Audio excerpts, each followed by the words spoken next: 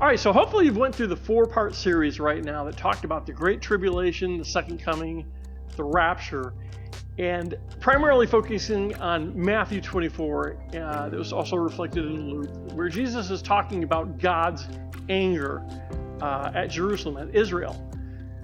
And one of the main reasons he gave was because that they didn't listen to the prophets that God sent along. They actually took Zechariah and murdered him in the temple area in Jerusalem.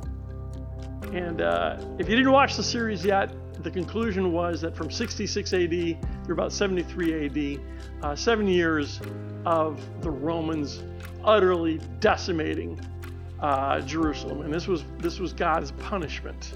Yes, God uses others to punish. So today, I did a quick study, or just a quick search for how do we know whether prophets are real? And the search results are all false prophets, false prophets, false prophets. There's no indication there that people today, and I'll say that I'm kind of guilty of this as well, that we want to listen to prophets, that we think that we think that God has said everything there is to say in the Bible, that he's not allowed to say anything more. So this kind of begs the question is, well, why do we think that? Because in the New Testament, it tells us to test the spirits. Okay, if somebody comes along and says they're a prophet, we're to test them. Now, Jesus, of course, warned about false prophets coming along because there were going to be a lot of them that were going to try to imitate Jesus at that time because they didn't have cell phones, they didn't have pictures, they didn't have television. A lot of people wanted to cash in on this whole Jesus excitement thing that was going on. But after this period of time, we in Christianity have chose to instantly dismiss the fact that God would send any more prophets along. And it's all wrapped up and sewed up in the Bible from beginning to end, and God doesn't have anything more to say to us. That's crazy. That's outright crazy. God speaks to people at the time when they need to hear it. Okay? And I thought a lot about what is the reason that God sends along prophets. Is it to give us encouragement? Is it to help us shape the choices of what we're going to do in response to that? Is it God testing us to see if we are faithful? Well, it can be all those different things. So today, you and I have all kinds of people on the internet that are telling us they're speaking for God. God's got a word of prophecy for you, and they're all saying, God gave me this word to give to you. And I've combed through a lot of them, and many of them are murky and just ambiguous. You could interpret it all kinds of different ways, and those people have been around for a long time.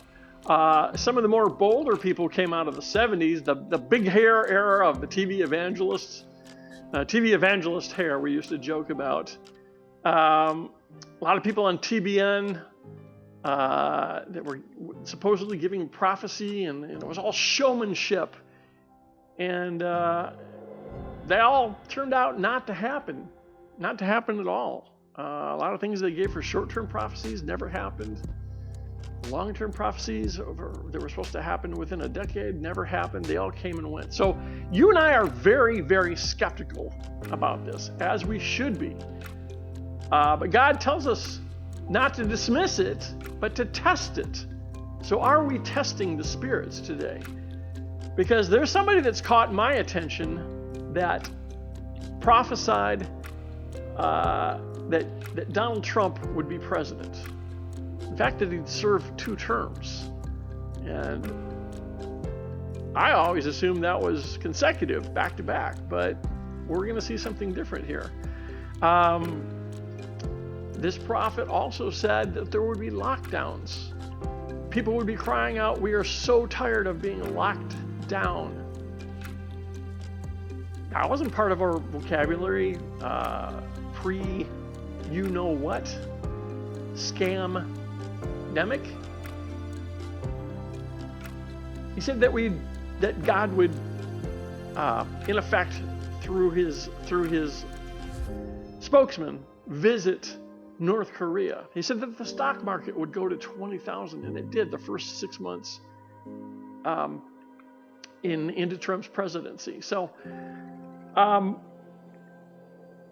this gives me cause to really trust that this was a prophet of God. His name was Kim Clement, or Clement, however you want to say it. He passed away 1 week before meeting with President Trump.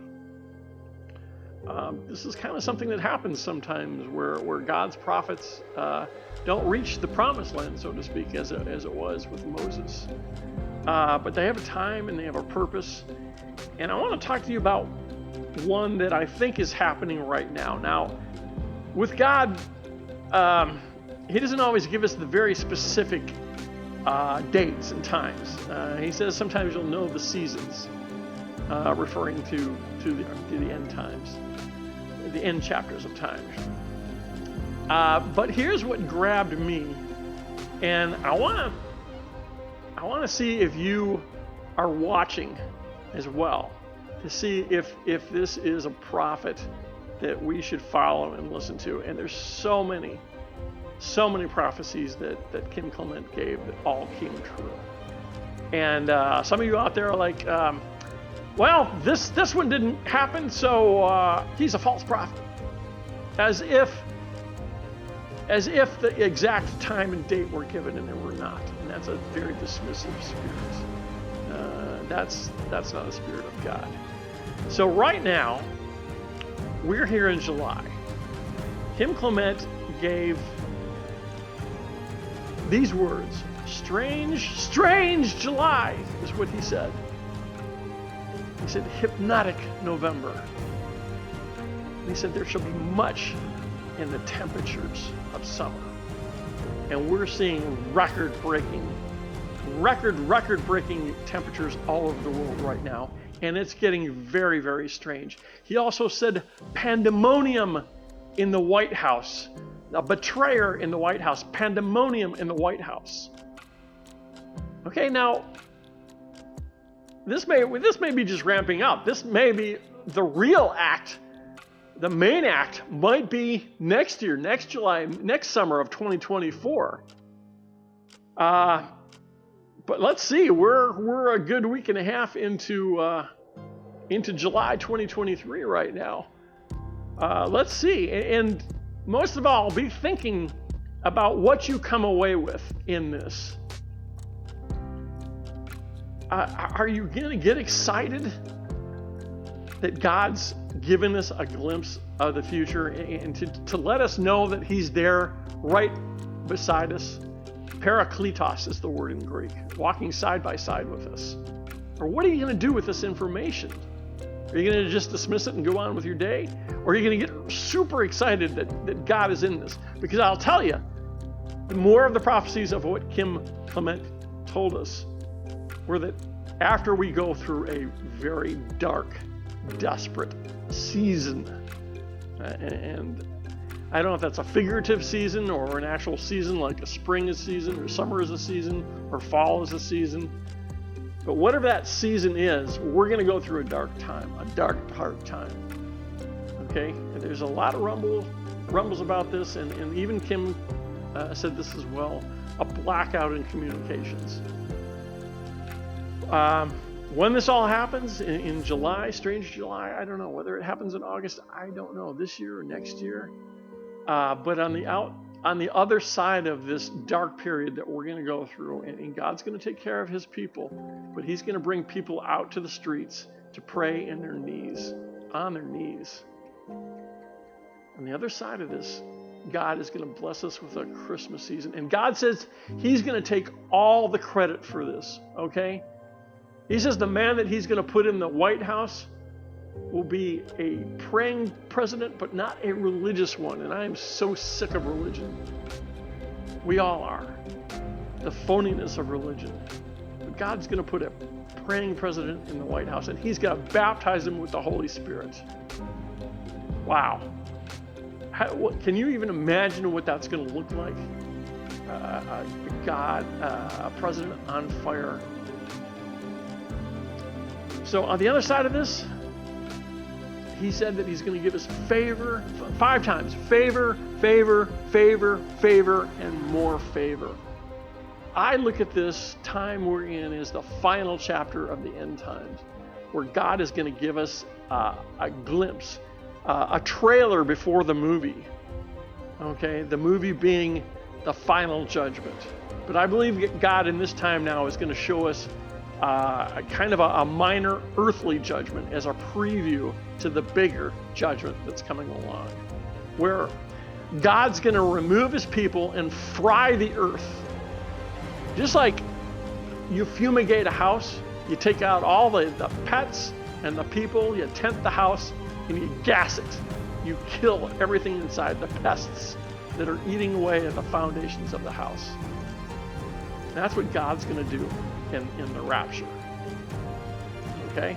And I hope you go back and look at this 4-part series about what the second coming is about.